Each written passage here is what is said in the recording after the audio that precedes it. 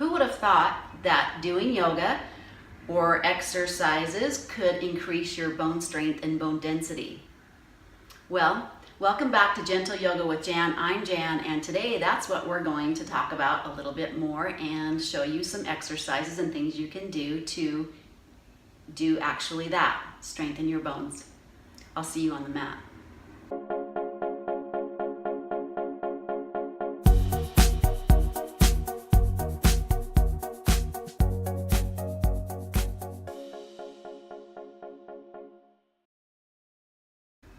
The first pose we're going to do is a standing forward bend or ski pose. This will bring the weight into your legs so that we're going to be strengthening the bones in our legs and in our back by using our own body weight. So let's just go ahead and go into, I'll set you up for a half forward bend and ski pose. As always, bend your knees. Let your hips pull back and bring the weight of your body into the back of your feet, not the front of your feet, but the back of your feet. So shift the weight back. Have a space between your legs that's hip distance. And let's just start by pushing our hands into our legs and taking our hips back and down. Roll your shoulders back, pull your belly in, and already you should be feeling your legs fire up. Let's just hold it for a few more breaths if you can, and then come back up. We're gonna add a little bit of juice to this by putting a block, if you have one, between your legs. So whenever we put a block between our legs in yoga, you wanna make sure that it's not too wide, and how you can tell is if your knees are wider than your hips. Sometimes you're not going to be able to tell, so maybe going to a mirror might be helpful, or in a yoga class, a yoga teacher will usually you come around and make sure that you're not too wide or too narrow. So ideally we want our knees, when we bend, to bend over our feet and be the same width as our hips. So take your block, if you have one, and so I'm kind of between the narrow side and the wide side. So I'm going to opt for less, bringing the block right above my knees on your inner thighs. So when I bend, I'm making sure that the knees are bending over the toes. So this will add squeezing the block with our legs inwardly. We'll already start to engage the muscles, and as we start to bend our knees, pull your hips back, weight in the heels. You should really feel a lot of sensation going on in your legs. This is good stuff. So you can stay up high, or you can take it as low as you feel like you can and really fire up those muscles. So we're squeezing in and pulling back, and we're taking our upper body as low as you feel like you can. Weight still in the back of the feet. Breathing, shoulders pulled away from the ears. And to come out of the pose, we're just slowly going to come on up. Take a deep breath and then relax. Let's do that again. So, pulling the hips back, bending the knees, weight in the heels. Take that squat down as far as you feel comfortable. Make sure the weight is in the back of the feet and all four corners of your feet are pressing into the floor, but more emphasis is on the heel. Shoulders pulled back. Make sure this isn't stressing out your back. If it is stressing out your back, I want you to come up higher. You can reach your hands back if you want to, or keep them supported on your legs. A few more breaths. Now, the longer we hold, the better it is for the legs. We want to really fire up those muscles, which is causing some tension and stress on the bones. Go ahead and come back up and relax. So you're going to work into longer holds. Don't feel like, oh, if you can't do a long hold, you're starting to really quiver and shake. Just work gradually until you build up that endurance. Take the block and place it between the legs, just as we did before, right above the knees on the inner thighs. Root your feet down into the floor, micro bend your knees, bring the spine nice and tall and roll the shoulders back and down. Feel the crown of the head pulling up towards the sky. Inhale the hands up over the head. And exhale, release the arms down. This time we're going to hold with our hands up over the head. Breathe in. And as you exhale, start to shift over to the right side, just barely. I don't want you to compress and really feel this bunching up here. I want you to feel it pull out and then over. So pulling up. Maybe you're not going to be able to go very far, maybe just a little bit. But you're starting to shift a little bit and then come back up and exhale, release down. Inhale the hands up over the head. Hands parallel, palms facing in. Start to shift over to the left, reaching outward and then over. Feeling a really strong stretch in the right side of your body. Breathe. Inhale, come back up, and exhale, release it down. So if this is stressing out your back, I want you just to stay with your hands reaching up. And if that is too challenging and difficult to bring your hands up over your head, you can bring your hands just in cactus, stay tall, and then start to shift. But think of pulling out and then over. Back to center, and then down. Let's do each side one more time. Breathe in, inhale. Exhale, out and over, taking it over to where you feel comfortable. Remember, more is not always better. Inhale, coming back up, and exhale, releasing it down. One more time. Inhale, over to the left now, outward, reaching, breathe, relax your neck. Next inhalation, back upright, and exhale. Release it down. Good to shake it out. Remove the block from your legs. Shake it out and walk it out. Now taking your chair so you can hold on to it with your hand if you need to for balance. Once again, when we stand on one foot, we're really bringing all the weight of our body onto that one foot, one leg, which really is good weight bearing, good for the arches of our feet, and good for bone density. Let's take the feet back to the floor, and we're going to do some heel lifts back behind you, or leg lifts, just half leg lifts. Bringing the right foot back, making sure the right knee is pointing down and not in front of your left knee. Back. You'll already start to feel your hamstring firing up. Flex your foot, hold, relax your hip. Let's take a few more breaths here. Just holding. You should feel that. Breathing and release it down. Walk it out. Other side. Body tall. Weight on both feet. Now start to slide the left foot back, knee pointing down, flexing the foot, even the hips. If you can stand without, do that. If not, no big deal if you have to hold on to that chair. Breathing, staying calm, feeling sensation in that hamstring. Good stuff. And releasing it down. One more time on the right side. Slide the foot back, knee pointing straight down. Really important, flex your foot. Breathe. Relax the shoulders. Always making sure that we're not tensing another part of the body up or holding the breath while we're holding these poses. And release it. Other side. Heel pulls back, foot is flexed, knee pointing down, shoulders relaxed. Always making sure you're not feeling this in your back or somewhere else that's uncomfortable. Breathe. You'll feel it in your hamstring though, the back of this leg. And release it.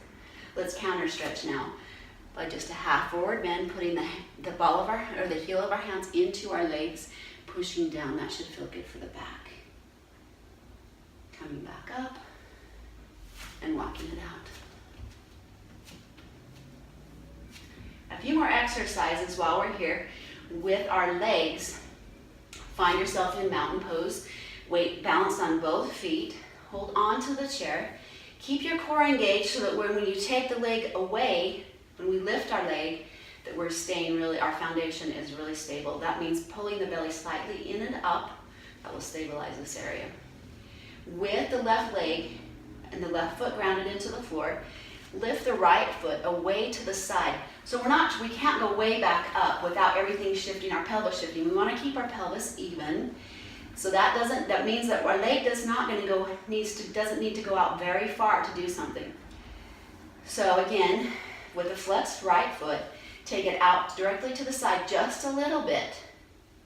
And then we're going to bring it and cross it in front of our left leg just a bit with the foot flexed.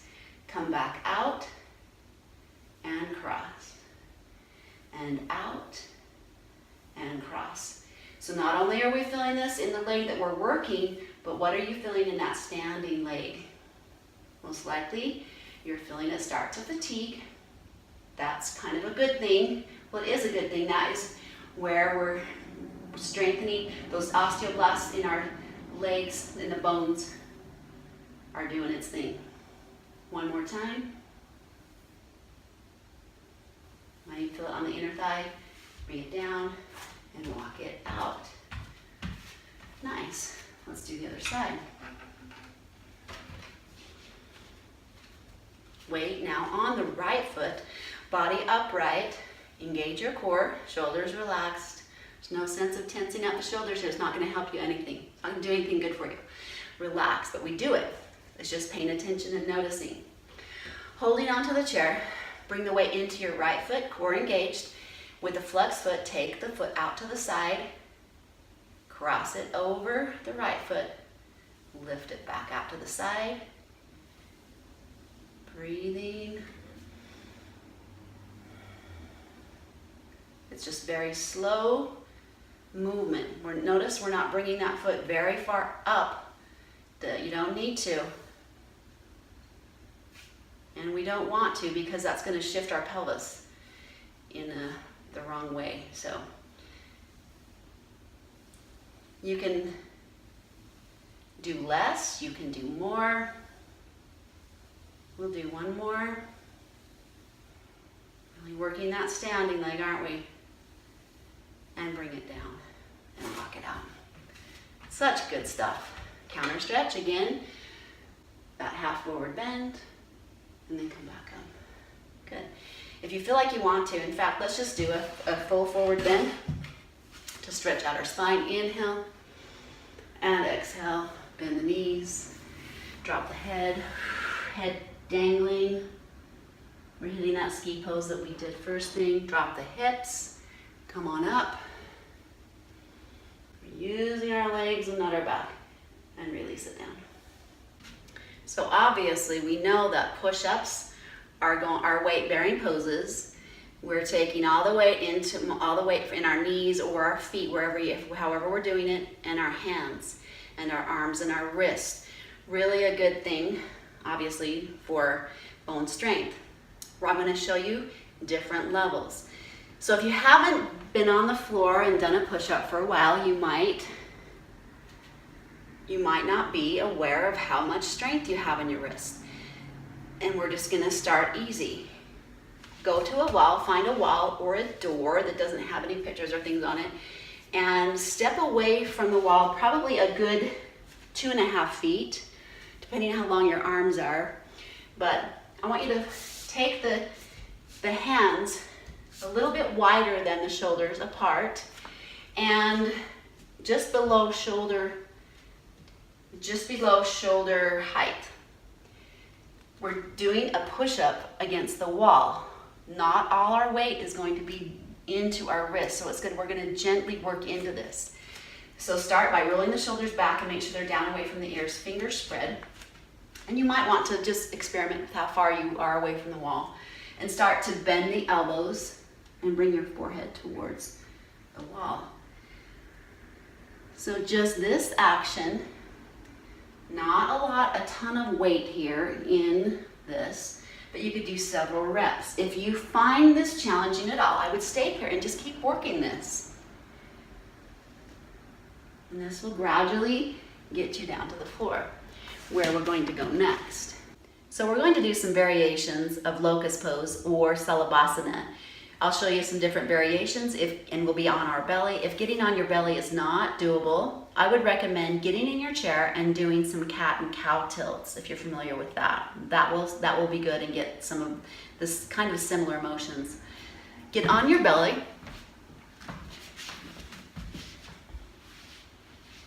Wiggle your hips, let your toes point back, and come down with your elbows out first. Wiggle your hips so that you're nice and relaxed in the back to start with. And let's just bring our forehead to the mat and just take a few breaths here to settle in to this position. And then take your arms back behind you and rest your forehead on the mat, or you can turn your head sideways.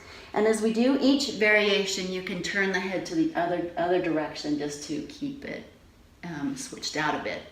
Start with the head on the left side, turning to the left. Pull your shoulders back and down. Feel the feet, the top of the feet pressing into the floor. That will engage the legs. Bring the chin to the mat now. And on the next breath in, lift up the head, the shoulders, the chest if you can, and then start to reach back with the fingers. So just holding right here, you're going to feel the back really firing up and working. Push into the tops of the feet to add additional tension there. Release it back down, turn the head the opposite direction. Take a few breaths there. Bring the chin to the mat. Inhaling, shoulders roll back, lift the chest, the head off the floor. Hold, act as if you're holding an orange under your chin so we're not crunching the neck. Envisioning that and feeling that orange under your chin, reach the fingers back if you want to. You can lift the feet off the floor. Now release everything back to the floor and relax between poses. Now we're going to do just single leg lifts. So we'll just be lifting one side at a time. Bring the chin to the mat, shoulders roll back, reach back with the fingers, lift the hands up off the ground. Reaching back, inhale, head, shoulders come off the ground, lift the left leg. Breathe and release. Turn the head the other direction and relax. If this is causing compression or pain or stress in the low back, I encourage you just to come to the elbows and lift, and then relax, and then lift, and relax. And even if that's too much, just starting here and lifting and back. Just so that you're feeling the back muscles work. Some of us have to lift up a little higher or do more to create some more strengthening. So wherever you're at is fine. Find your variation. We'll do a few more sets. Now we're going to do the other leg. Arms reaching back, forehead to the mat. Inhale, head, shoulders, lift off. Reach back with the fingers. Now lift the right foot off the floor or the leg. Hold the orange under your chin. Continue to breathe and release it. Turn your head the opposite direction. We'll do one more on each side. Chin to the mat. Inhale, head, shoulders, fingers reaching, left leg, and release. Turn, relax. Last side, chin to the mat. Inhale, head, shoulders, right leg, reaching back, and release. Take the hands forward, elbows bent, bring the hands to the side body, and gently come onto back to your hands and knees. Now, if that's too challenging to do that, I want you just to roll to your side, bend your knees, and push yourself back up.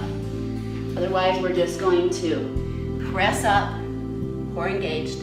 Take the knees a little bit forward just a bit, and let's take a nice child's pose. This should feel really good. Forearms can come to the mat if you need to. Should feel really good for your back. Let's just stay here for 4 breaths.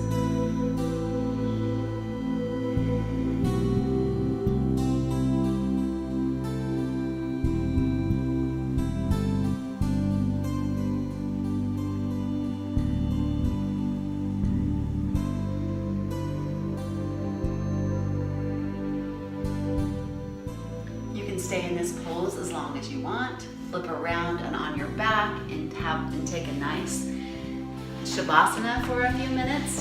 Thanks for showing up. Thanks for being here. Thanks for doing something for yourself. If you like the videos, if you like my station, make sure you subscribe, share them with your friends and those who you think might be able to benefit from this. Have a wonderful day, and we'll see you next class.